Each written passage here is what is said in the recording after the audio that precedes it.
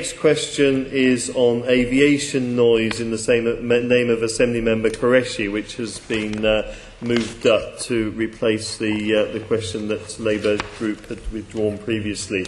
So yes. The one on the aviation Thanks. noise. Well, Murad, thank you very much for that. You've been consistent and for a long time, like Conservative members here, you've spoken up against a third runway at Heathrow and changes to operations at Heathrow that would adversely impact Londoners, particularly West Londoners. You asked what I've been doing. Well, I think to reduce noise impacts, most important thing, obviously, was to campaign against in 2008 and effectively stop help to stop the creation of a third runway. We are consulting on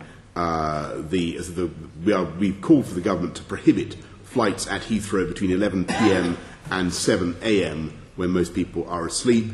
I've called on the government to ensure that Heathrow is subject to much more rigorous and independently assessed noise monitoring plus a penalty regime, and we are looking very closely at the impacts of all the changes to the new operational freedoms that are being advocated. And I think you and I don't want to reiterate the numbers, but you and I are probably at one on a lot of this. Well, thank you, Mr. Mayor, for that response. Can I just inform you that 94% of Hounslow residents, in response to the Council's community consultation on expanding Heathrow, demanded that there be better noise mitigation.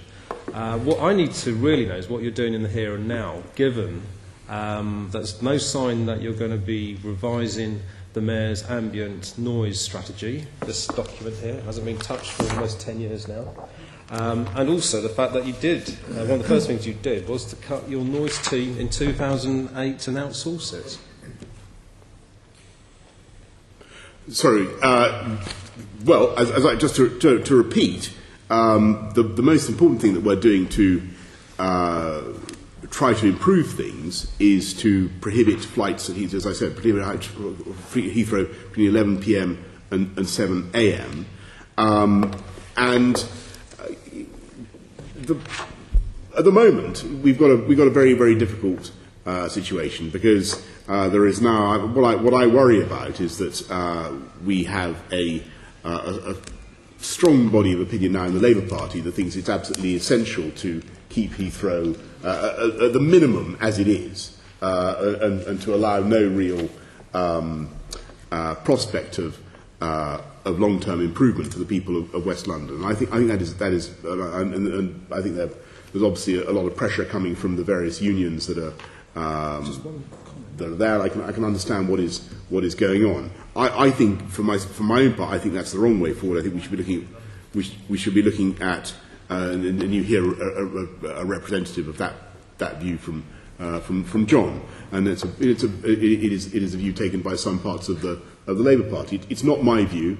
I think that we should be looking for a better solution. Yeah. We already have in Heathrow an airport that produces a third of the excess aircraft noise pollution suffered by anybody in the whole, all populations in the whole of Europe. They measure 76 airports around the EU for excess noise pollution. Heathrow generates about 28% of all that excess noise pollution. 750,000 people in London, 766,000 suffer excess noise pollution already. We want to bring those numbers down, not up.